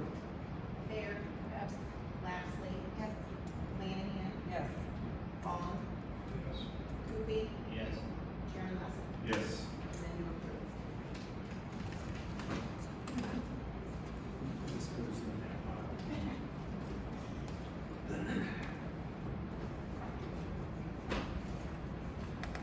Okay, next case, 2426S, Fast Avenue Solar LLC, requesting a special use to allow the operation of a 5-megawatt commercial solar farm in an A1 Ag Preservation District.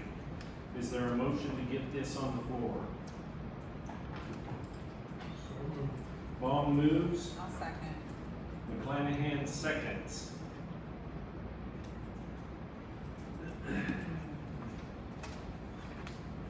Okay, this was originally a case in 2018, and then they came back for an extension in 2020, and then it was kind of revised a little bit, so it's a new request in 2024. So in 2020, we approved for 4 years. Oh, it's 2018. Yeah, I don't know how that, why was it 18 and then extended in 2020 instead of 2 years? Oh, no, I'm sorry, I said that wrong, 2020, not 22. No, we did it in 2018, and they came back in 2020. We approved 4 years. So and now we're they initially asked for 2, then they came back for an extension and asked for 3, 3. and now a new application. There's this thing at the bottom that says. Yeah. And so this is, the same project on the same property, but it's a new application. Does that clarify it? This was the one where Gabe's reference in his findings said chain link fence, but the testimony, they just said agricultural fence. And so we've got the 4 main, ones that we, applied to them.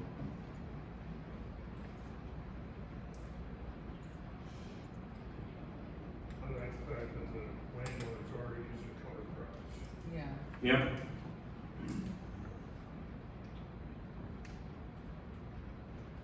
And while it's really close to the little town of Lily, but nobody Yeah. had any qualms with it either, or?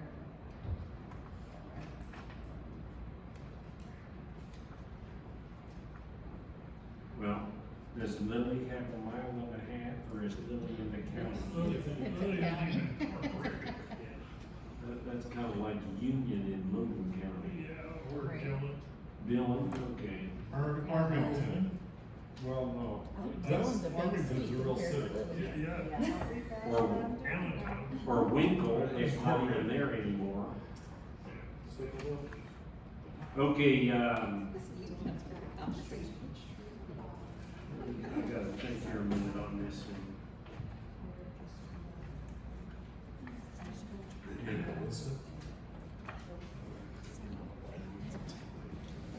You had a kid. I gotta tell you, no, I'm perfect. But somebody schooled today. They said, I'm not gonna tell the zoning department, but I'm gonna tell you, Russ. I know you will. This is where There's 2 they zoning violations. came off the road, Is it I E or Y? in a 20-foot wide gravel access, and then they had kind of a, School. they don't list it as a staging area, but a lane there. My serpent is dead on And the they counter. put their electrical equipment in the center of that. I said, I'm not gonna tell, but I'll tell you. Those are both in violation. They show their tree as, I didn't- Just something. Yeah, so, will you remember? I don't know, I thought I saw it on there. I thought one time I saw 7 foot, but. Well, they had a cable to help stabilize the tree at 6 foot, so it has to be at least that tall. This is eastern red cedar, 6 foot height minimum. Yeah.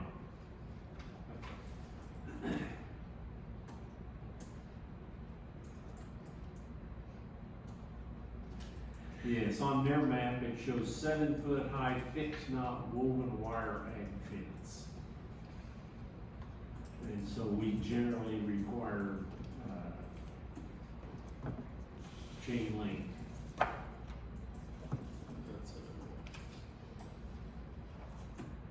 And then on the side where there was a house across the street, they put a double row.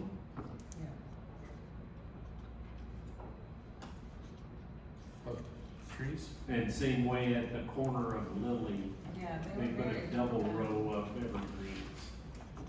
They were very accommodating without us having to ask for all that, off the bat.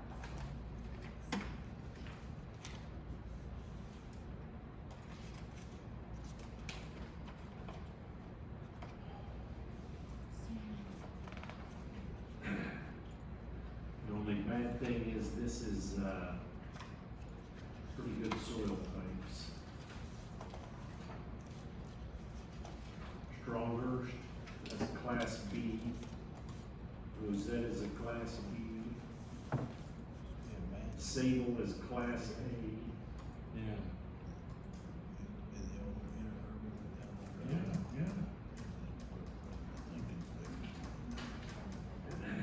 Okay, discussion. Add the 4 requirements that we've done before. Yeah, plus the cover crop. Add cover crop to this one as well. Yep. Cover crop prior to start of construction. You know, there's one thing on that cover crop, you know, if they put oats in, oats are not even old. Yeah. The next time when they're starting to build this thing up, that's pretty much mush. Yeah. Whereas they use a central Illinois cover crop, wheat or rye and higher population would be better. And we should probably put that in, because oats is the cheapest thing they would do. Well, or reference it, with the support of the district conservation, or, Thing is, Clark. thing is, they don't have a good program. I go in there all the time. Yeah. I'm not bragging, but I had to come up with an implementation of a cover crop system with this pollinator program that everybody's been doing. And I kinda invented this years ago. And I mix it with wheat. Okay. And I broadcast it and make the guys work it in with a disc or a plow. And what that does is tear up what's there, mixes that in, and that wheat will grow 6 inches down easily. And then by the next spring, they got a nice green field. That wheat grows, they let it, they just let it age. The leaves fall off, the sun gets in there. It aligns the other stuff. Yeah, but it keeps the weeds that are next to the fields from growing. There's no weeds. Yeah. That first almost 2 years, whatever weed falls down regrows. Right. The next spring, you got another green seed bed. And I've done this for years, it's just when I drive for all. And it really works, but the Soil Conservation Office does not recommend doing that, but it really works good. And these pollinator fields you'll see down in Manitou area that look so nice, that's what they've done. They never had weeds to contend with, and that 3rd year they had the most beautiful flowers area you can imagine. So I think if we had that in there too, with it being Some type of perennial rather than. something that stayed green in the winter, and when they run that down. And your mix is your wheat planted as what, 50% of your normal wheat? No, go 2 bushels. Oh, you go the full ring? Yeah. Okay. You gotta just keep out the weeds, but anyway, as long as it's something that Let's stays green all say winter. we encourage a perennial cover crop ahead of, construction. Courage. Cause I'm the same way. Don't put I encourage seed in my back lawn. that's. And I put It'll oats never happen. halfway, and, cause it takes a while for the clover and the timothy to get going. And now the oats are starting to turn yellow. I'm gonna mow them and let all them seeds fall. And this rain won't do it tonight, but the next rain will regrow them oats, so by the time fall comes on, a nice green mass. Any further discussion? Yes. So, okay. Anything else? So we have The four common ones? and then a spraying of cover crop prior to construction. Yeah, encourage, cover crop prior to construction, encourage perennial.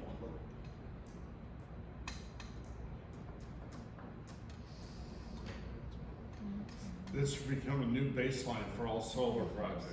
Yeah. Okay? Yep, decommissioning, make sure they understand we're under our new decommissioning rules. Okay, Gabe's findings of facts. Okay, Bong moves to approve. Seconded by Coopy. Any further discussion on the findings? All in favor of the findings say aye. All opposed? Any further discussion on the petition?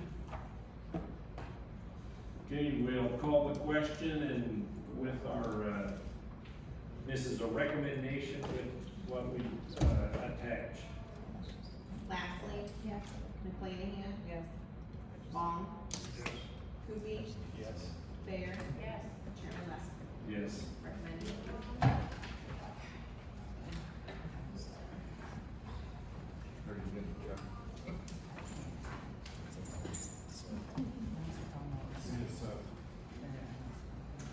Okay, next three cases, 2427S, 2428S, and 2429S. Unsecured Solar 1, 2, and 3, requesting a special use to allow the operation of a 5 megawatt, which is Unsecured 1, and a second 5 megawatt, which is Unsecured 2, and a 2 megawatt, which is Unsecured 3, commercial solar farm in an A1 ag district. This is Class A, so we will be making a recommendation to the county board. Is there a motion to get this on the floor?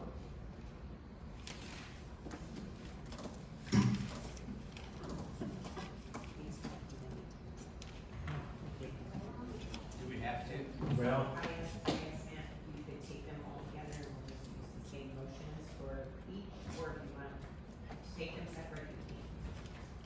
You can do them all together, or you can do them individually. I'm motioning them all three on the floor, same time. Yeah. okay, we've got a motion by Coopy to get them on the floor and treat them 3 as 1. Is there a second? Seconded by McClanahan. Say, don't forget that Nick in there. And it's just MC, it's not MAC, right? Nope, just MC. Okay. It's late. Huh? At least you remember. Yeah, that's fine.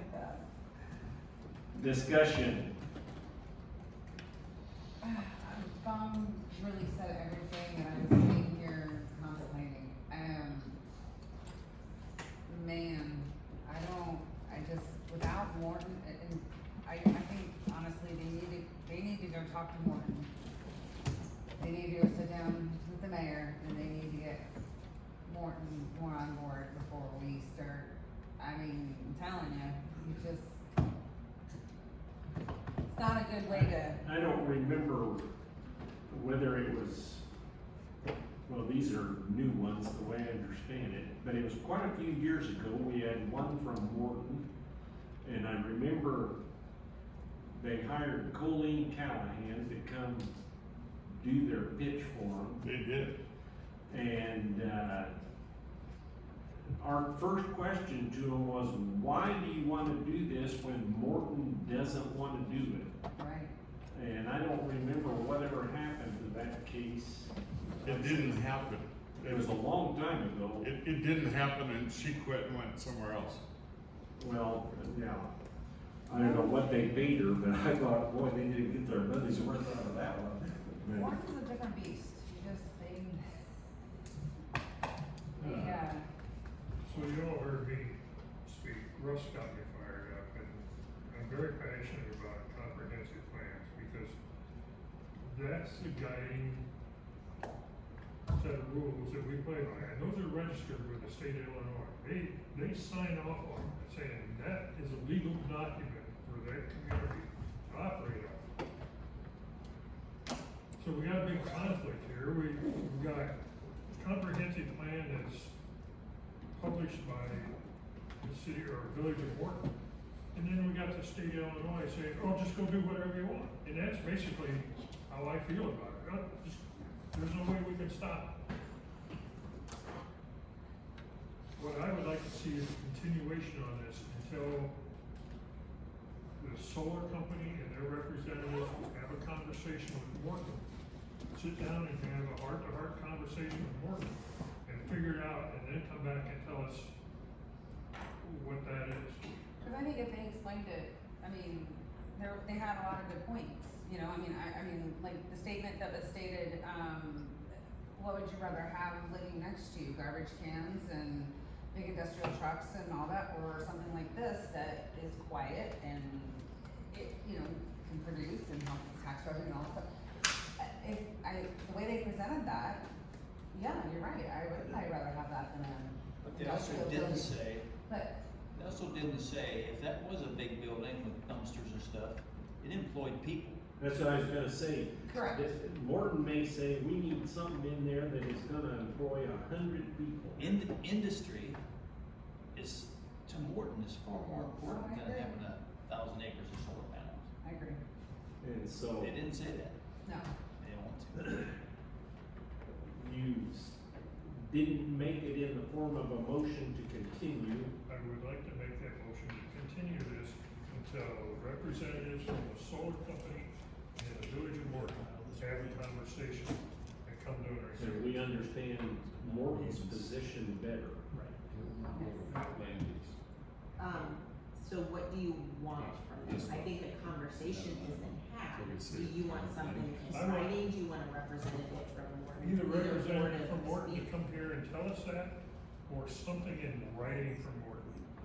If I can add to, after, conversations with the Groveland Township Road Commission, which this falls in, he was actually, his statement to me over the phone, he was shocked by Morton's comment, because he was given express rein to negotiate Road road agreements. use. So the road, yeah, there's a break off of who has jurisdiction over the road. So Morton Township gave Groveland Township the authority to execute those road use agreements. So that process is already, as stated, kind of been in the works, those discussions have been had, so.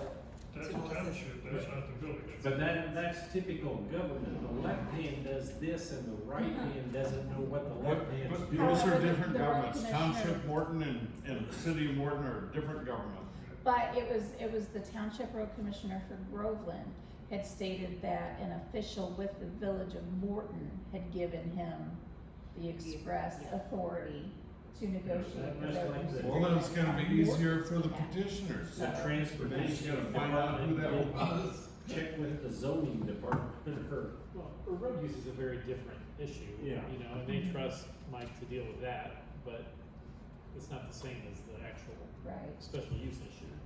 Okay, let's back up here. We got a motion to continue on the floor.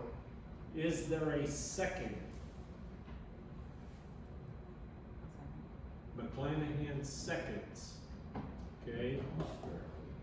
Now, Jackie has asked for discussion, and it's been indicated or suggested we'd either like to have an official from Morton come to the next meeting, or at least a letter with more specifics as to their opposition or support.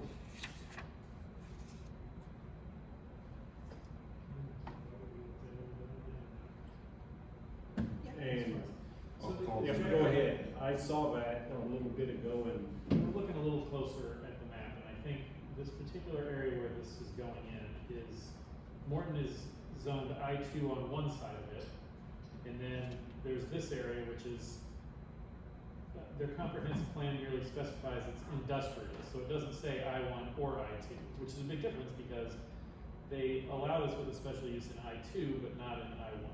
So it's I2 right up to it, I2 on the other side of it, at least part way, and then just industrial in the middle.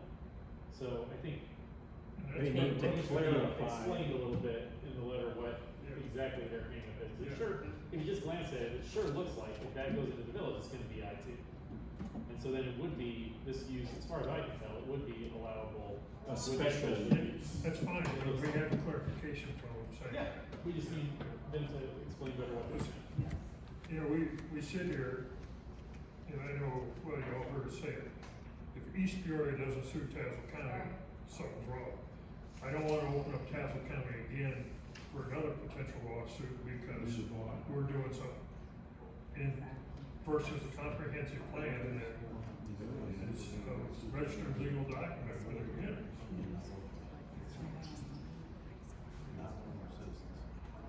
I will say, I am not aware of what basis East Peoria is planning to sue us. I'm not either. I've looked into it, I haven't found anything, yeah, I mean, it's only been a couple days. A couple of days, but I don't know. They're running the flag, they're running the flag up the flagpole to test the waters. Testing the Yeah. wind. Yeah, Because of, and you probably don't want this, but we were said, well, Pritzker will sue you if you don't pass this. So East Peoria said, we'll sue you if you do. So you're gonna get sued one way or the other. And I know John and I are good friends, John Call and I are good friends. He won't do anything that his council doesn't want him to do. Right. And Kaufman will be the same way, you know. Okay, we've got a motion and a second. Any other instructions for Jackie as to what you wanted to hear from Morton? Clarification. Verbal or written? verbal isn't in here. Yes, Verbal being here. Next meeting attendance. Okay, any further discussion on the continuation? All those in favor of continuing uncertain 1, 2, and 3 till August, say aye. Aye. All opposed?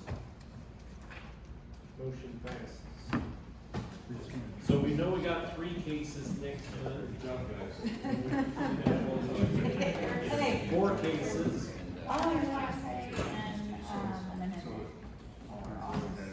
So an amendment is also required.